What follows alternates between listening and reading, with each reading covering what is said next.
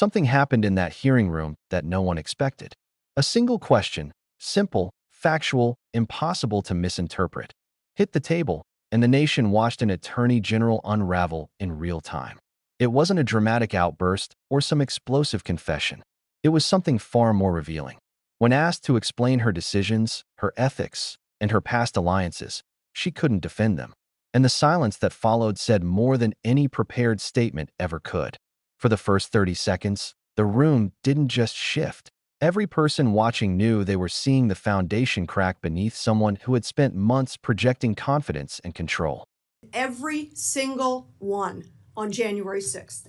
It rings hollow when you say these words, that if you spit on a police officer, we're going to go after you. Talk to my friends who are Capitol Police officers who were here, 5 of whom are no longer here. They are dead. And this administration, and I guess I want to ask you, did you have any advice for the president when he came forward with the blanket pardon on January 20th? What advice did you offer the president?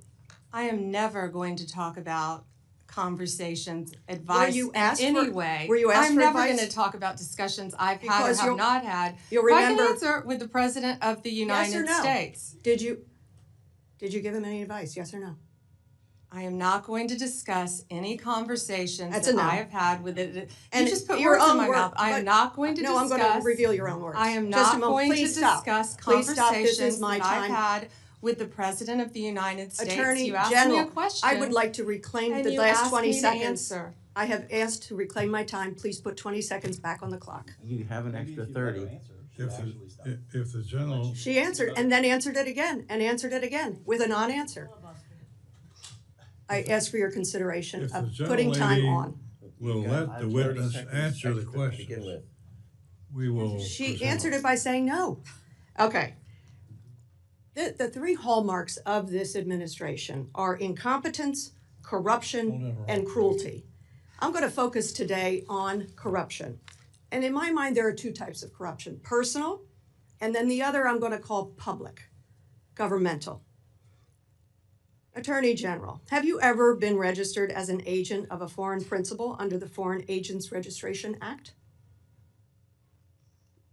I assume you're talking about when I represented the country of Qatar for a very short time. The Hold answer is on. yes. No, Hold on. excuse me. No. No. For anti-human trafficking Just- for the World Cup. Att- Anti-human trafficking or for the no? World Cup. Attorney you can't General- put words in my mouth. No. You want to talk about incompetence? You're the one that Excuse- said Joe Biden on PBS was competent. You had to retract those words. Mr. So don't Chairman, talk to me. Don't insult me publicly. this is so discourteous. This is so outside the committee's guidelines. Taking a personal shot at me while swiping at Biden? Very strange and very unprofessional of you. The answer is yes or no, and the answer is yes. You were registered as a lobbyist for Qatar. Is that correct? Yes. Never mind. Don't answer. Did you disclose that when you went before for the Senate for confirmation? Yes or no? No, it was not in your documents. The answer is no. President Trump. This was discussed at my confirmation hearings in detail. It was discussed, but you failed to bring up the conflict that you had.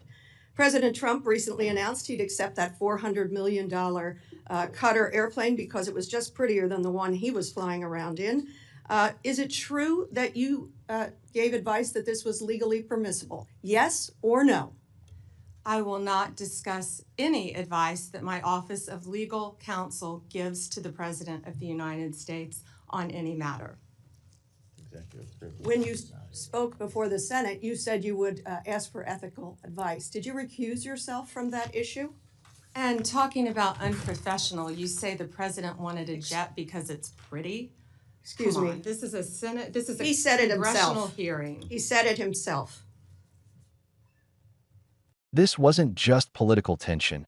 It was the moment when excuses, deflection, and polished talking points weren't enough to hide the truth anymore. Because the moment accountability entered the conversation, everything changed.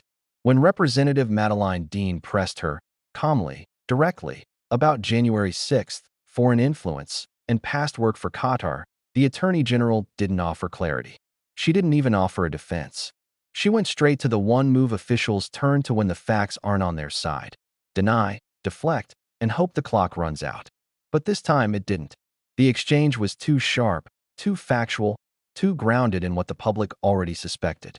And when she refused to answer even the simplest yes or no questions, she exposed something far bigger than personal discomfort. She exposed a Justice Department that has been protecting decisions it simply cannot justify. It began with the question about January 6th pardons. You could feel the tension tighten as Dean pointed out the painful contradiction. How can an administration claim to defend law enforcement while wiping clean the actions of people who assaulted officers, left 5 no longer among us in the aftermath, and traumatized dozens more? Viewers didn't need detailed policy arguments. They've seen the footage. They've heard from the officers who survived it. And when the Attorney General was asked whether she advised the president before those pardons, one clear, important question, she refused to answer. Not once, not twice, but over and over. Not because the question was complicated. It wasn't. But because acknowledging the answer out loud would have meant admitting a level of involvement she didn't want tied to her publicly. And in that silence, the public heard everything. Silence isn't neutral in hearings like this. It's a message. And the message here was unmistakable. Either she failed to object to decisions she claims to morally oppose, or she was part of them. That's why this moment struck people so deeply. It wasn't a partisan issue. It was a credibility issue. The nation watched an attorney general insist she supports law enforcement while refusing to explain her role in one of the most controversial decisions affecting them. But the real unraveling didn't begin until the topic shifted to foreign influence. That's when her composure cracked completely. When Dean asked whether she'd ever registered as a foreign agent, it should have been an easy answer. There's paperwork. There's a federal database. There's nothing subjective about it. Instead, the Attorney General tried to reframe it, minimize it, twist it into something different. She claimed it wasn't really foreign representation. It was anti-human trafficking work for the World Cup. A description that sounded noble, but also conveniently incomplete. Because the truth is still the truth. Representation of Qatar is representation of Qatar. And nothing about this context legally changes that. The reason this moment hit so hard is because Dean didn't rely on speculation. She had the documents. She knew the answer. And when the Attorney General finally admitted it, after denying, redirecting, and accusing the questioner of putting words in her mouth, you could feel the shift. The room's energy changed. The public watching understood something critical. If she could not be transparent about her own foreign agent registration, how could she be trusted to manage national security decisions that involve foreign influence every single day? Rumors that have circulated online for years, unverified but persistent, suggest that her ties to Qatar were more layered than she disclosed. Not necessarily illegal, but politically sensitive in ways that would demand transparency from any top Justice Department official. And the fact that she omitted this during her confirmation process only raised more questions. People aren't upset because she once represented a foreign government. They're upset because she didn't tell the Senate about it while seeking one of the most powerful legal roles in the country. But then came the moment that truly stunned people: the $400 million jet. When Dean referenced the president accepting a luxury aircraft from Qatar because it was prettier than the one already used, the Attorney General refused to answer whether she advised that it was legally permissible. She wouldn't confirm. She wouldn't deny. She wouldn't even recuse herself retroactively. Why does this matter? Because foreign gifts to U.S. presidents aren't photo ops. They're leverage. They come with expectations, with political implications, with questions about reciprocity. The Constitution requires Congress to review foreign gifts precisely to guard against this kind of influence. And when the Attorney General refuses to say whether she advised on this massive gift or whether she stepped aside due to her past work for the same foreign government, it raises red flags that the public deserves to understand. Some reports claim that internal DOJ attorneys privately raised ethical concerns, none of which have been publicly confirmed, but none of which would be surprising either. Because when you combine undisclosed foreign ties with decisions that directly benefit that same government, recusal should be the obvious answer. Instead, she refused to say whether she ever sought it. This is where the hearing moved from confrontation to revelation. This wasn't about one jet or one country or one moment. It was about how influence, power, and access operate when no one is watching. People imagine corruption as a briefcase of cash or a backroom deal. But most of the time, it looks like something far quieter. It looks like conflicts of interest never disclosed. It looks like advice never recorded. It looks like a public official dodging questions not because she can't answer them, but because answering them would reveal a chain of decisions she doesn't want tied to her name. The congressman who opened the hearing captured it perfectly. There are two types of corruption: personal and public. And what viewers saw in this exchange was both. Personal, in the sense that she seemed unwilling to admit her own ethical missteps. Public, in the sense that her evasion signaled an entire system bending to protect decisions that should never have been made privately. This is why the public reaction was so intense.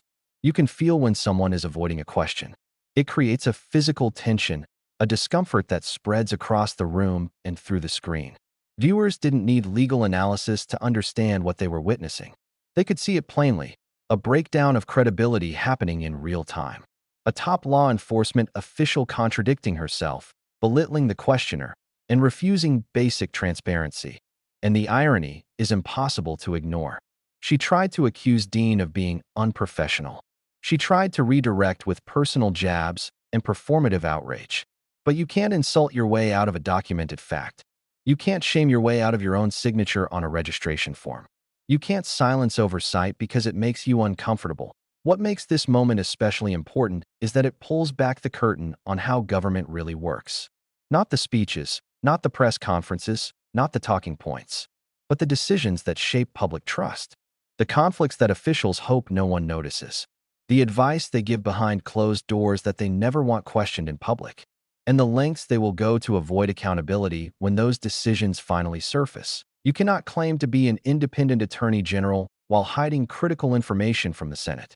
You cannot claim to support law enforcement while staying silent about decisions that impacted officers who risked their lives.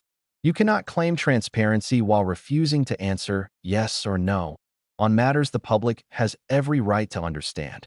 Oversight only works when the people in power respect it. And in that room, on that day, viewers saw someone treat oversight not with respect, but with resentment. As if the questions themselves were the problem, not the choices behind them. By the time Dean delivered her final lines, it was clear that this hearing was never about scoring political points.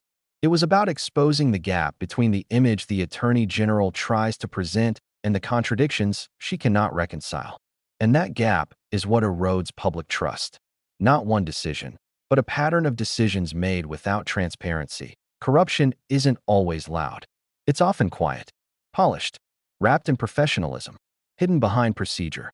But when the questions get too specific, when the timeline gets too tight, when the paper trail gets too clear, that's when the quiet cracks wide open. Moments like this matter because they remind us that power is never self-regulating. It must be examined, challenged, and put on record. And if the people tasked with upholding the law refuse to answer for their choices, then it becomes our responsibility to make sure those choices don't disappear under political theater. If you want more breakdowns like this, where we cut through the noise, follow the paper trail, and reveal what's actually happening behind the scenes, make sure you're subscribed. Hit the like button, turn on notifications, and stay here, because the stories unfolding in Washington aren't slowing down, and the truth behind them is something the public deserves to understand.